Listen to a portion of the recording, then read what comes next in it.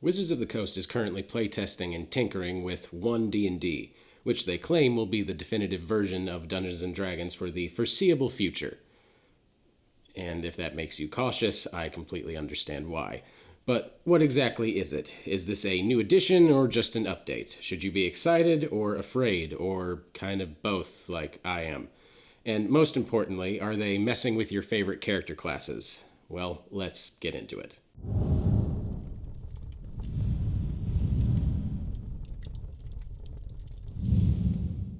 Before I get into the video, I should probably talk about the elephant in the room, the elephant that we're probably all aware of, but is still here. Anyway, the announcement of One D&D came in the middle of a massive debacle regarding the OGL, the virtual tabletop, and a ton of confusion about what One D&D even is or is meant to be. You can go ahead and skip to this point in the video if you want to avoid hearing about the OGL for the millionth time, but for any of you not quite familiar with it, let's just go over that really quick. The OGL stands for Open Gaming License, and it's the legal document that allows third parties to create D&D content and sell it themselves. I won't go into the legalese and details, as that is far outside the purview of a dungeon master / videographer / whatever it is I do. But the short version of the story is that along with One D&D, Wizards of the Coast tried to sneak in a change to the OGL that would demand royalties from third-party developers and grant themselves way more power over the market. Alarm bells were raised in the community, rightfully so, and after a huge backlash and fight, WotC capitulated and backed off from their proposed change. Instead, they've put out a new OGL that actually grants third parties a bit more access to Core 5e rules to use for their own. There's a problem, though. WotC has essentially pulled a gun on third parties, misfired, and then put the gun away and promised not to do it again. They've shown their intention is to clench down on the market and kill third parties, which has already caused a lot of players and creators to find different systems to work with. If you're curious what my short version of thoughts are on this whole situation, WotC, we never needed you to play D&D. Another thing to cover in this discussion is the topic of virtual tabletop. A big part of One D&D's announcement was that this wasn't just an update, but a unification of the D&D experience, including book codes for virtual copies using D&D Beyond, and a new D&D exclusive virtual tabletop. The idea of buying an adventure path and automatically getting not only a virtual version of that book, but also the encounters, monsters, and terrain from that adventure sounds amazing, but there's a catch. Firstly, until they backed off the OGL, their plan was to make their virtual tabletop the only virtual tabletop where you could play One D&D, striking down with the banhammer on other third-party virtual tabletops that tried. Next, and this is only rumored and not confirmed, but there's still a good chance the plan was, or still is, to make this whole One D&D package a subscription service for $20 a month. Every corporation drools at the thought of subscription services these days, and this rumor falls right in line with Hasbro's overall goal of getting better monetization out of D&D. The virtual tabletop doesn't even exist yet, and there's no point getting upset about what hasn't happened yet, obviously, but I'm not looking forward to paying a monthly fee for playing Dungeons & Dragons, and we'll see if I do. Finally, I should add that a lot of the rule changes make a ton of sense when you think of it in terms of a virtual tabletop and what it can handle. Rules are much more compacted and make fewer outside references, which is good in and of itself, but they do seem to be changes made with the virtual tabletop in mind. Let's cut through some of the nonsense here. This is 5.5 edition. Trying to claim this isn't a new edition is just marketing wanting to have their cake and eat it too. No, this isn't a full new edition. It's definitely just a 5.5. We've been in a new golden age of tabletop RPGs with 5th edition D&D as the shining frontrunner. But now that it's time for an update, they're very hesitant to say anything close to new edition, and I guess I kind of understand why. This edition update is the hopefully happy middle ground, keeping the skeleton of 5e and then tinkering with the details. This is like 3.0 moving to 3.5 or the Pathfinder Unchained update. A big fix and update, but you don't have to throw out all of your old books or anything. Before we get too deep into this, I think it's important to note that at the time of recording, all the available information on One D&D is from Unearthed Arcana playtest material. Nothing is set in stone, and tomorrow they could decide to throw out all the test content for something else entirely. So if the current playtest is gutting your favorite class, just hold off on your rage a little bit until the final version is released. So let's get into what's changing, because it's quite a bit actually. We won't go through every little change, since at that point you may as well just be reading the actual playtest, but what we will go over are the big sweeping changes and the changes that'll affect your games the most. Starting with categorization. A lot of 5e's clunkiest bits are getting streamlined down by creating overarching categories that can be referenced rather than having a million instances of reminder text, patch rules, and references. Some of the big ones are spell sources, for instance. Rather than each class having their own specific class list, there are now 3 primary spell sources they draw their spells from: Arcane, Divine, and Primal. You'll also find that a lot of the spells that were previously class-specific aren't on those lists and are now special class spells that are a part of their class features. There's also class groups. All classes now belong to a class group, which, as a category, divide all the classes into expert, mage, priest, or warrior.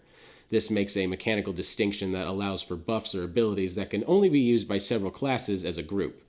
There's also D20 tests. A lot of the abilities would previously say when you roll a D20 for X, Y, or Z, and they've simplified that down into a single mechanical D20 test. This doesn't actually change much, but it will cut down on the wording. There's also skill actions. A ton of things previously were done with a skill check to do X thing. Now those things are properly codified actions that you are making a D20 test using a skill to achieve. A good example is the new influence action that envelops all the persuasion and intimidation-based things that the DM previously just winged but are now condensed down into a concrete rule. I know a lot of you are curious about weapons. A ton of the weapons got little tweaks, but the big change is the addition of a new weapon masteries. These weapon masteries are extra effects or abilities that each broad weapon category is capable of, but only if you have the weapon mastery. All the martial classes get to choose one or more of the weapon mastery options to unlock. To sum all that up, martial classes get a few favorite weapon types, and if they use their mastered weapons, they get to do things like tripping attacks or a little extra damage. Another thing that's changing are practically all the character creation options. There are more character options changing than there are staying the same, and we'll go through each race and class that is significantly changing on their own. But here are the general changes that you can anticipate. First, we have later subclasses. A weird design change they're trying out is pushing all archetypes to 3rd level with uniform advancement scales. This awkwardly means your cleric won't pick a god they worship for a few levels, sorcerers won't have a source of their magic, and paladins still won't take an oath until later. Flavor issues aside, this seems to be an attempt to reduce the complexity at 1st level and potentially lead to cross-class archetypes down the road. Next, we have epic boons. All the class capstone abilities have been moved down to earlier levels, and instead each class gets to pick their own epic boon at 20th level. These are like super feats that boost a stat up to 4, increase your maximums to 30, and provide some big benefit. They're trying to push for post-20 game content, but we'll see how that goes. I'm honestly very interested in the idea, and I've kind of done that with some NPCs at this point, so yeah, we'll see. Next we have origins. We're finally getting rid of the socially sketchy term race and replacing it with species.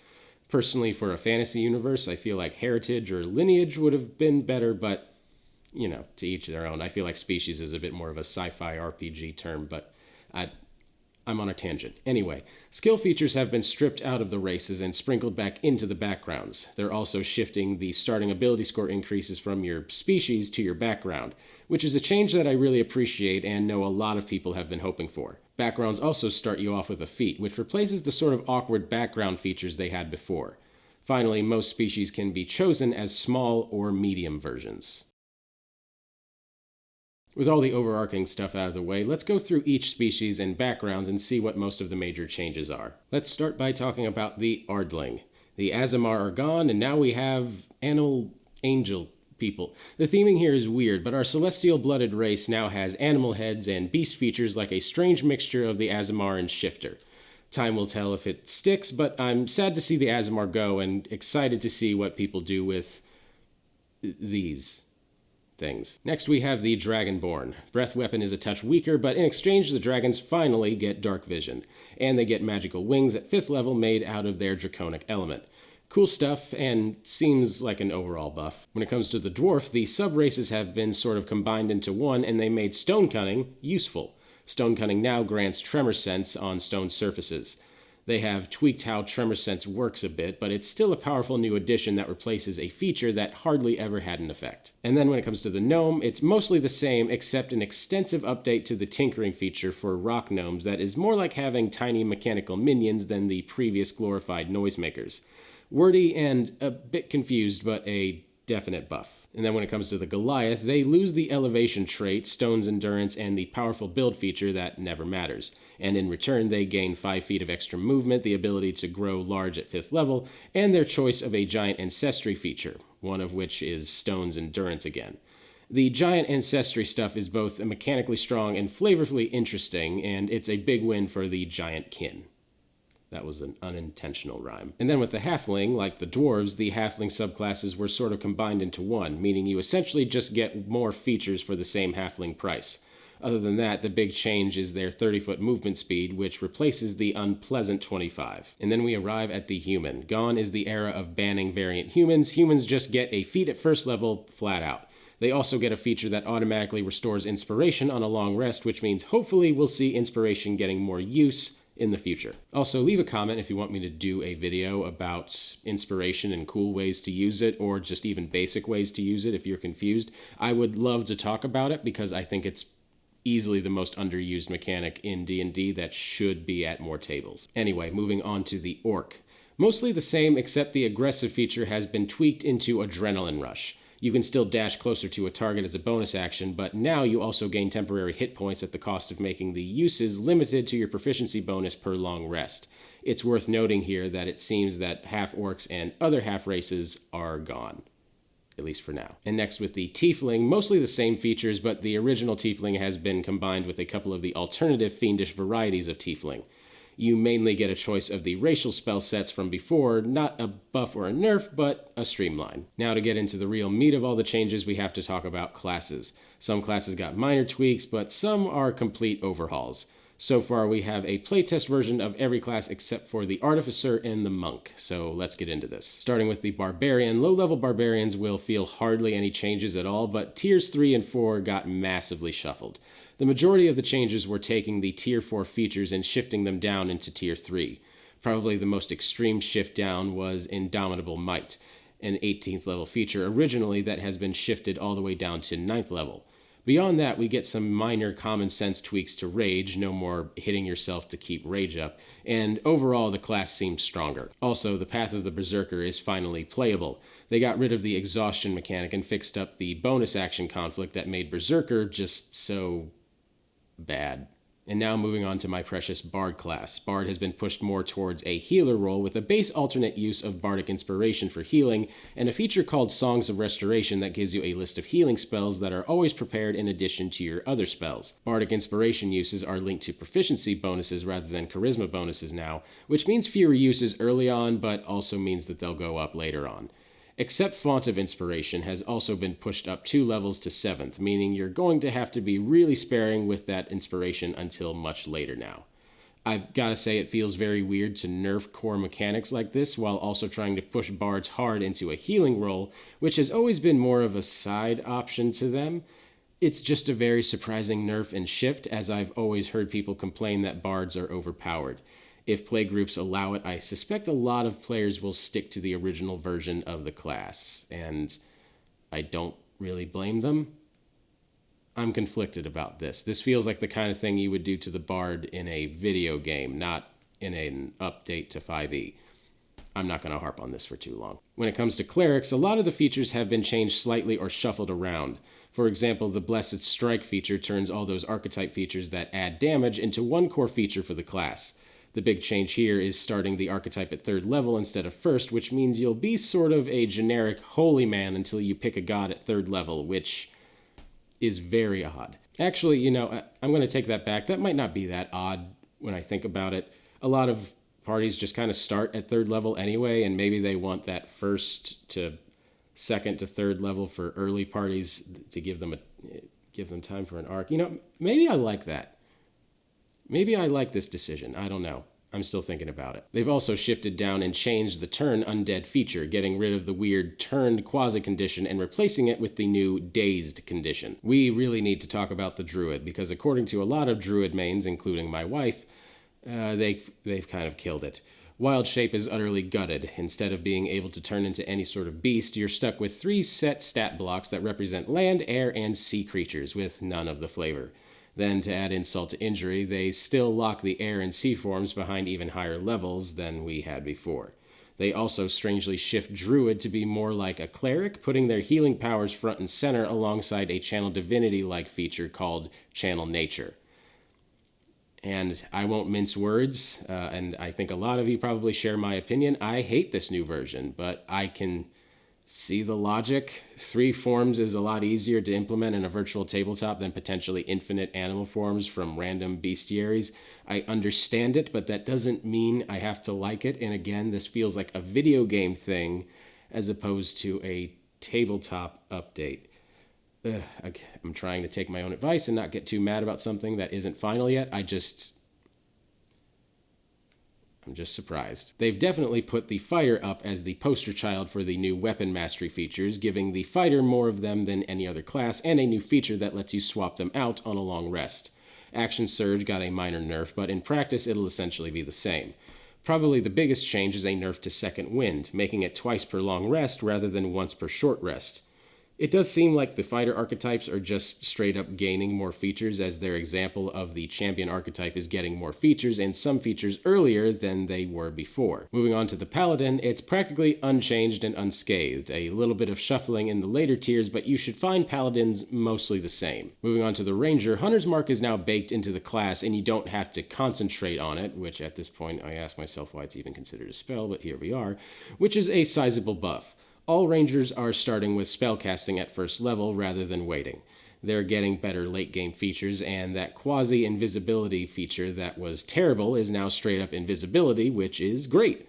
Overall, it seems like the class got buffed, and a lot of the mechanics that just never worked with Ranger have been stripped out. When it comes to the Rogue, the core class is passing through practically unchanged, with just some late-tier feature shuffling and some slight rewording to make sneak attack clearer.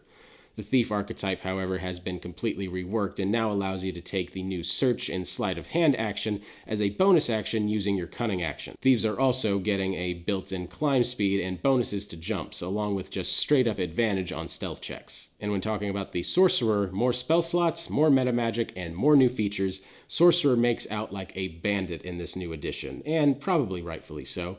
As part of a trend that will hold for all the other spellcasting classes, you're also getting some specific class spells that are always prepared for you and you don't count against the rest of the spells that you know. For sorcerers, their class spells are Chaos Bolt and Sorceress Burst. Chaos Bolt is unchanged, and Sorceress Burst is essentially the cantrip version of it, dealing a small amount of a damage type of your choice.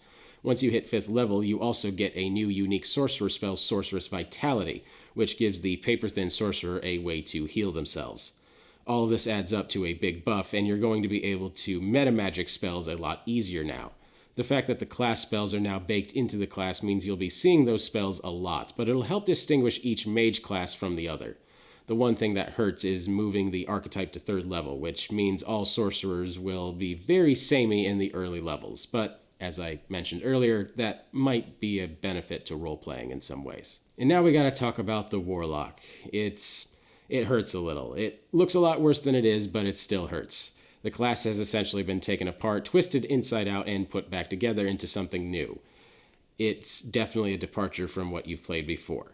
Firstly, Pact Magic is no more. Now they just have a spellcasting feature and regain spell slots on a long rest like everybody else.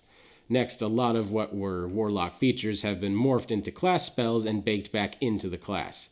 You get medium armor for every Warlock, and the Book of Shadows is a cantrip now that lets you shuffle spells around.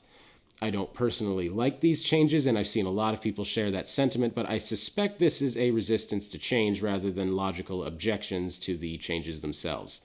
It's easier if you think of it as an entirely new class, since the differences are just so extreme. And then with wizards, at early levels they won't feel much different. Most of the changes concern consolidating some of their rules together and making them easier to understand.